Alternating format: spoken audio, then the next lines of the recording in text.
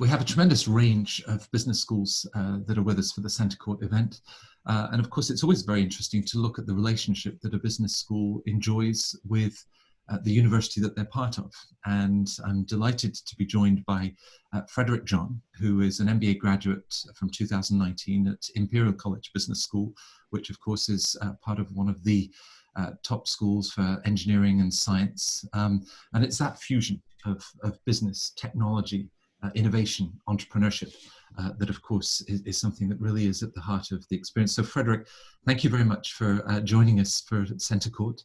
And perhaps we can start a little bit. I'm fascinated with where Imperial has taken you and the sense of purpose you're looking to bring to your career, because you now focus on mobility. You look at smart cities. You're actually a member of the World Economic Forum with contributions that you make on those themes. So tell us a little bit about what you've been doing since you graduated last summer.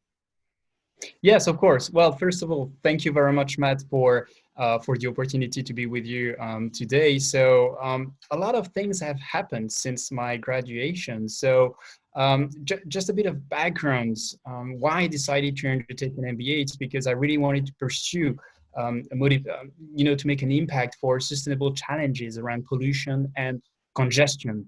So through mobility, I try to achieve that. And I have the chance now to work for a boutique consulting firm here in London called Neckerman Strategic Advisors. And we look at new and smart mobility trends that we call the mobility revolution.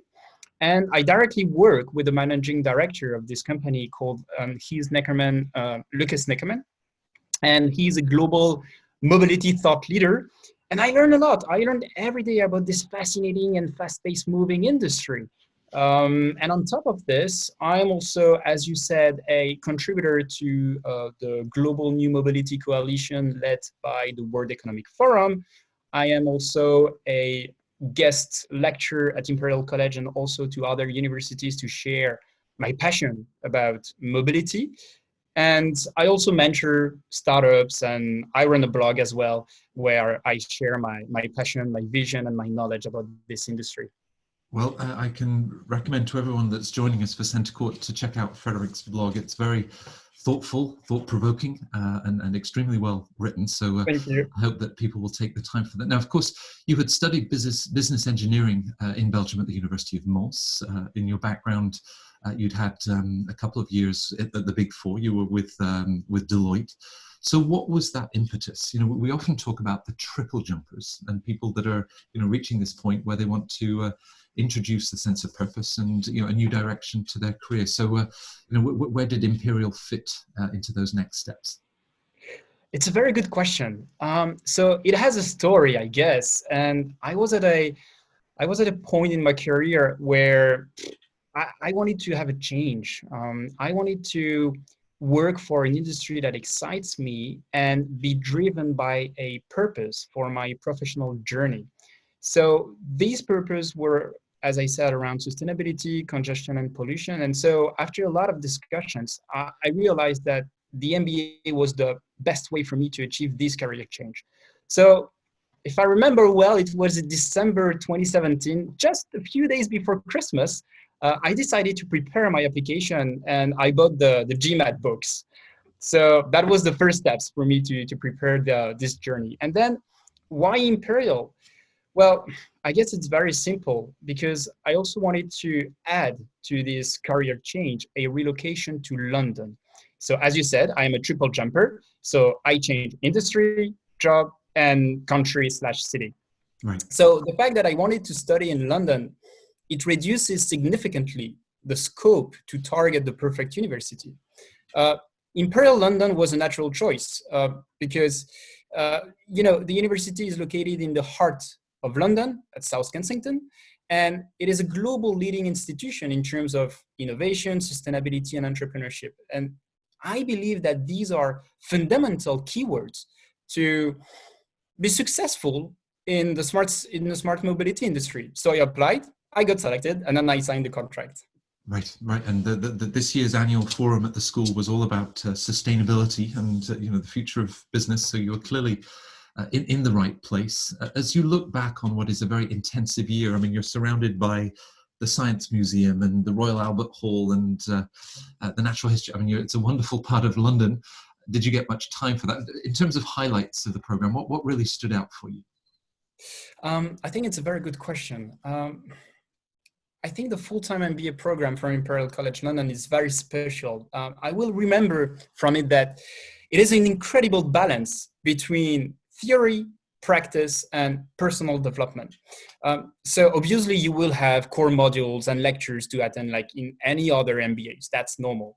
But the DNA of the school that is characterized with innovation, entrepreneurship, well, this DNA is reflected in many practical aspects. First, there is what we call the Enterprise Lab. It is a sort of project incubator where you can develop an idea and then this idea into a project and then eventually the project into a startup or something that looks like a startup. What's funny over there, amongst drinks and snacks, you can also receive coaching and equipment that you need to mature your venture. And then you have courses and electives allowing you to get your hands dirty. Basically, I think about the lectures from design thinking or the pitch I did in front of real investors during the elective called Smart Camp, or the entrepreneurial journey that is a sort of program that will allow you to develop a business case with you and your team and to present it in front of investors. So, there are people that apply at Imperial with a concrete idea of a startup, and then they will develop it along the MBA journey. And the last point is also around, obviously, the personal development, which is really important for an MBA. The career team is very active to support you in that journey. Through workshops, one-to-one, and intensive training, you will know which kind of leader you are and how your leadership skills and style will be a good fit for your future roles. So there you are in 1 year, you're balancing the sort of the triple jump of changing geography and industry and sector, following all of these courses and mixing, design thinking and climate change and all of these different elements. At a personal level, beyond discounted cash flow, what do you feel that you then learn about yourself, beyond the business skills that you've developed? It's a very interesting question. And I basically learned how to interact with people. It may sound simple and stupid, but I realized during the MBA how hard it is to communicate with people, to communicate efficiently in a globalized and connected world. So what I mean by that is just how to connect with people, how to handle a large diversity of nationalities and culture in just one team, or just simply how to adapt your leadership style and leverage the expertise of each background for high qualitative deliverables. I think that was the main takeaway for me during that year. Right.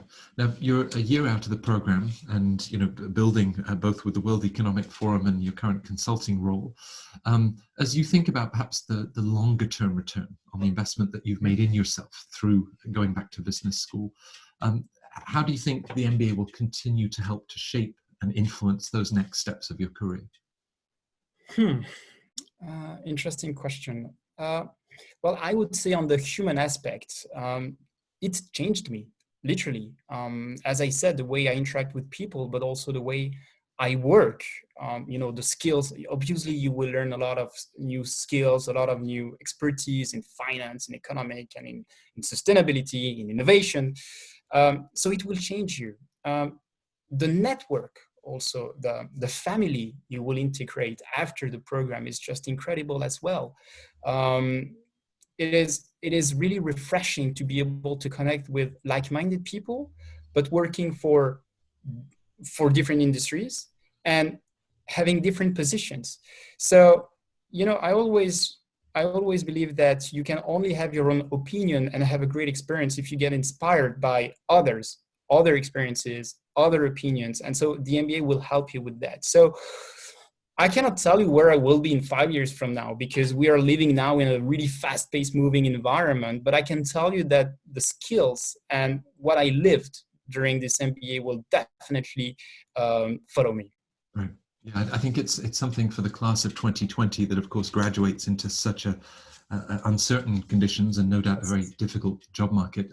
That there's both this year, but as they build the rest of their career, better to be with an MBA from one of these top schools for the network, but also, as you said, for that ability to adapt and the personal skills that you have to then support you with next steps.